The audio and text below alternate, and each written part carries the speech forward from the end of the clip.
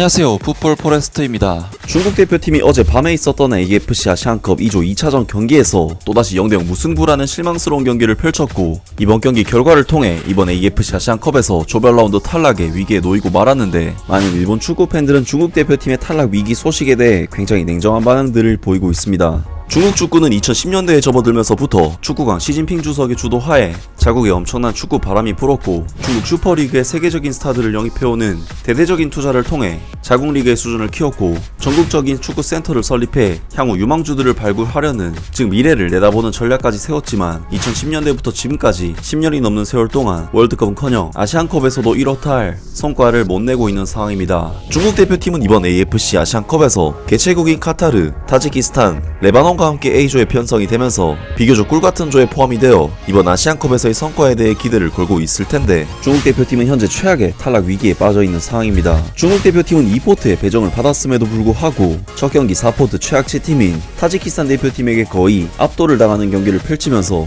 0대2 무승부라는 기대 이하의 결과와 함께 처음부터 많은 중국 축구 팬들을 실망시켰고, 이어진 3포트 팀인 레바논 대표팀과의 경기에서도 사실상 우세했다고 보기 힘든 내용의 경기를 펼치면서 또다시 0대0 무승부를 기록. 현재 A조 2위 자리에 위치해 있긴 하지만 3포트, 4포트 팀들을 상대로도 결과를 내지 못했기 때문에 A조에서 가장 강력한 팀인 카타르를 상대로는 더더욱 결과를 내기가 힘들고, 만약 패배할 시 2무 1패라는 성적은 조 3위를 한다고 해도 16강 진출이 어려운 승점이기 때문에 중국 대표팀은 현재 탈락 위기라고 할 수 있는 상황인데요. 중국 축구 팬들은 이미 이번 경기에서 엄청난 실책을 한 우레이 선수와 대표팀 선수들에 대해 엄청난 맹비난을 가하고 있는데, 이를 바라본 일본의 축구 팬들은 중국 축구에 대해 굉장히 냉철한 이야기들을 남겼습니다. 팀의 레벨을 올려야지, 어릴 때부터 선수를 뽑는데 뇌물 공여가 필요하고, 감독이 될 때도 뇌물이 필요하고, 하나부터 10까지 뇌물로는 강해질 수가 없다. 미안한데 이번 대회도 우승 후보도 아닌데 왜 자기들이 중심이 안 된다고 반발하는지 이해가 안 된다. 말단 취급이 굴욕이라니. 지금의 중국이라면 축구에 관해서는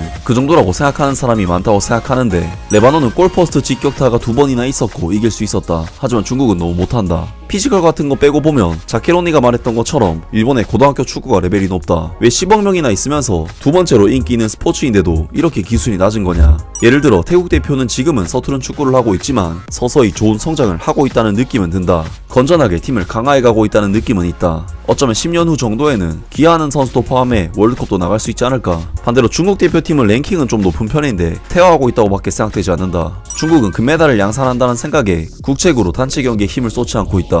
만약 올림픽 축구에서 금메달을 딴다고 해도 한 개밖에 얻지 못하고 최저 개인 경기에서 몇 개나 획득하는 것이 가성비가 좋다. 레바논은 기후현 정도의 크기, 아시아의 최소 국가와 중국이라는 아시아 제1의 거대 국가의 일전이었다.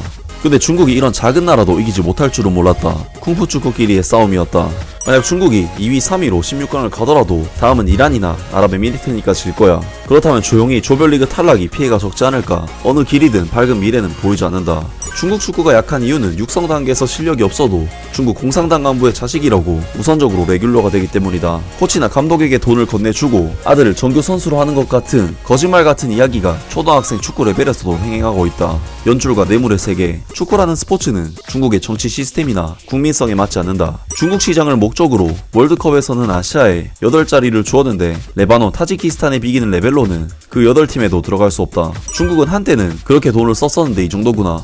이 나라 축구는 앞으로도 성장할 일은 없을 것 같다. 아시아 축구의 수준이 향상되고 있다는 것을 느끼는 이번 대회지만 중국은 완전히 뒤처져 있네. 그만큼 돈을 사용하여 국책으로 강화해도 이 정도다. 앞으로도 일체 레벨은 변하지 않을 것이다. 등등 많은 일본 축구 팬들이 중국 대표팀의 부진한 경기력에 대해 중국 축구의 근본 자체가 잘못됐다면서 맹비난을 날렸고, 절대로 중국 축구가 발전할 수 없다는 좋지 않은 평가를 남겼습니다. 정말 중국 축구는 리그에 슈퍼스타들도 데려오고 축구 학교도 세우고 귀하 선수들도 오지게 돌리고도 전혀 발전이 없는 모습을 보여주고 있는데요. 어떻게 이렇게 투자 대비 효율이 안 나올 수 있는지 정말 불가사의할 정도로 이해가 안 되는 부분이고, 중국 축구의 가장 큰 문제는 조금도 발전하지 못하고 있다는 부분이 아닐까 싶습니다. 아무튼 오늘 영상은 여기까지고요. 영상 재밌게 보셨다면 구독과 좋아요 그리고 댓글 부탁드립니다.